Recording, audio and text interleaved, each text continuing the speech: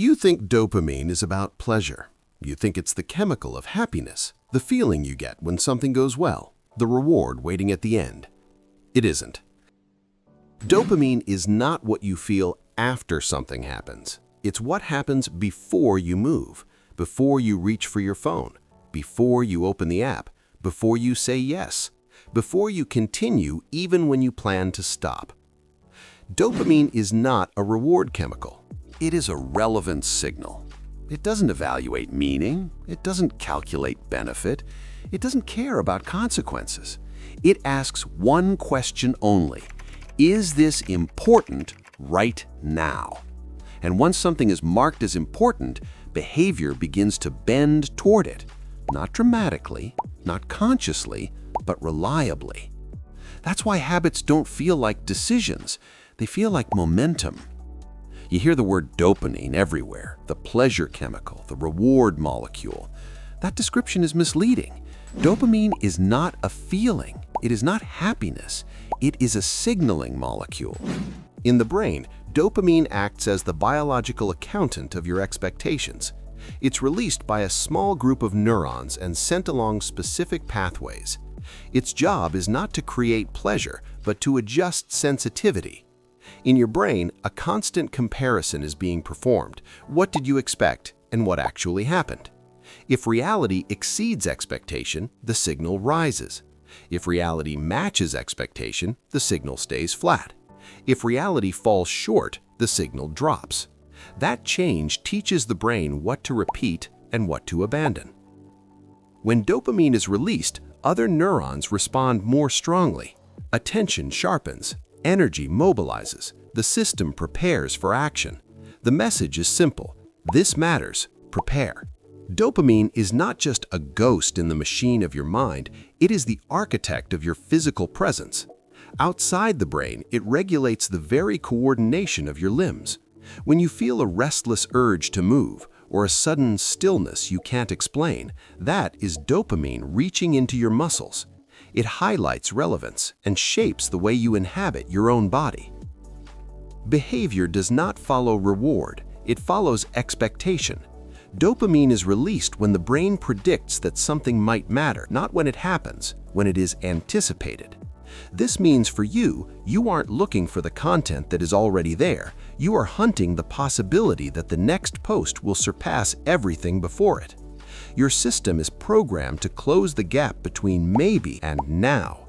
You are caught in a loop where the promise of relevance is more powerful than the satisfaction of the result. That's why imagining often feels stronger than experiencing, why waiting can feel charged. Prediction drives intake. When the brain expects information or resolution, the system leans forward, focus narrows, action becomes likely. When prediction disappears, interest collapses. Engagement is not sustained by interest, it is sustained by incompleteness. When information is missing, the loop stays open. Dopamine remains active. Attention does not disengage. As long as something is unresolved, the system waits. But the moment closure arrives, tension dissolves. Completion ends the signal. That's why unfinished tasks linger, why questions pull harder than answers. Open loops keep behavior alive. Closed loops allow rest. In stable environments, completion mattered. In modern systems, movement matters more. Stopping removes stimulation. Continuing restores it. The signal replaces rest. Completion becomes secondary. Motion dominates. As long as something updates, refreshes, or progresses, dopamine remains active. The body may stop. The system does not. Stillness feels uncomfortable, not because it is wrong, but because nothing is signaling relevance. In a world that never sleeps, stillness is no longer just a pause, it feels like a defect. You have learned to equate movement with existence. When you stop producing, scrolling, or optimizing, your system reports a loss of meaning.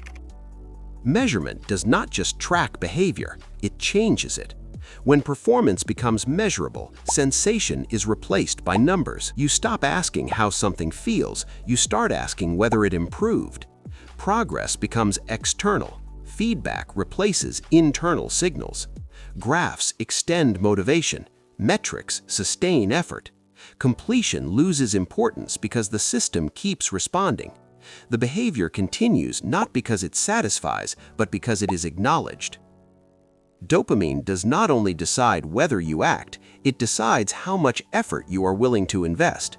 The brain is constantly weighing costs against potential value, automatically. Dopamine shifts that balance. When dopamine is high, effort feels affordable, tasks feel lighter, resistance feels lower. You are not stronger, the work has not changed, the perceived cost has. Motivation is selectively allocated.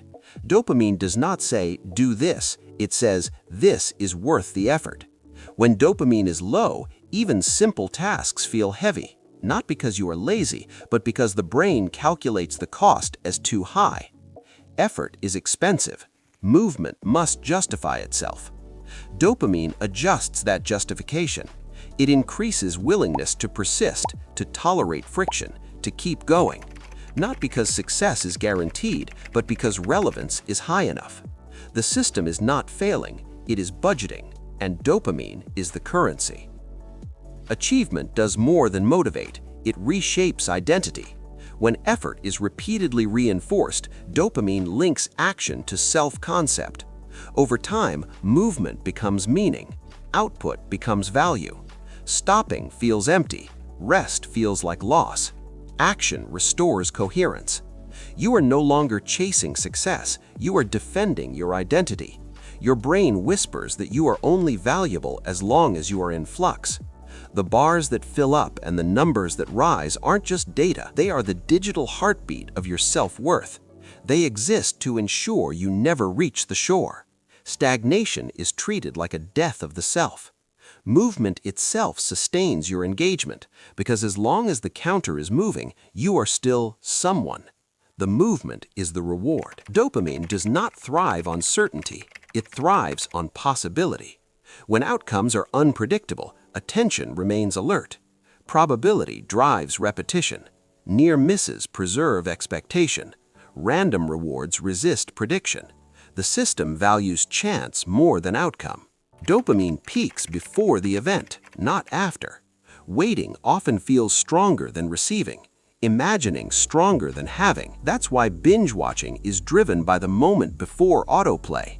Why continuation matters more than content. Anticipation sustains motion. Outcomes end the signal. Dopamine does not respond only to positive possibilities, it also rises in expectation of threat. Stressful anticipation can activate dopamine more strongly than relief, because threat is relevant. The system values prediction, not positivity. That's why negative information spreads faster, why vigilance overrides comfort. Dopamine marks importance, not goodness. Dopamine can actively drop below baseline. When an expected signal fails to appear, the system registers loss, not absence, information. This shows up as irritation, restlessness, a sudden drop in motivation. Disappointment is chemically encoded. Checking repeats not to gain pleasure, but to escape the dip. Repeated stimulation reduces sensitivity. The baseline shifts. Intensity must increase. What starts as occasional becomes routine. Routine demands escalation. This is adaptation, not weakness. The system recalibrates quietly. Awareness often arrives late. Attention is limited. Dopamine does not expand it, it redistributes it. Multiple triggers divide the pool. Switching accelerates. Depth collapses. Signals overlap. Completion becomes rare. The system stays active, not fulfilled. Dopamine triggers operate automatically, often before conscious thought begins. Knowing this does not stop the impulse, but it changes what happens next. When the urge is noticed, a brief gap opens between trigger and action.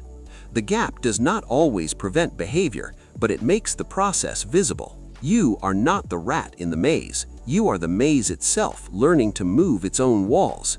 Dopamine itself is neutral. Seeing the pattern reduces its grip. You are human, and being human means you're shaped by forces you don't even see. Subscribe and start understanding yourself and the world differently.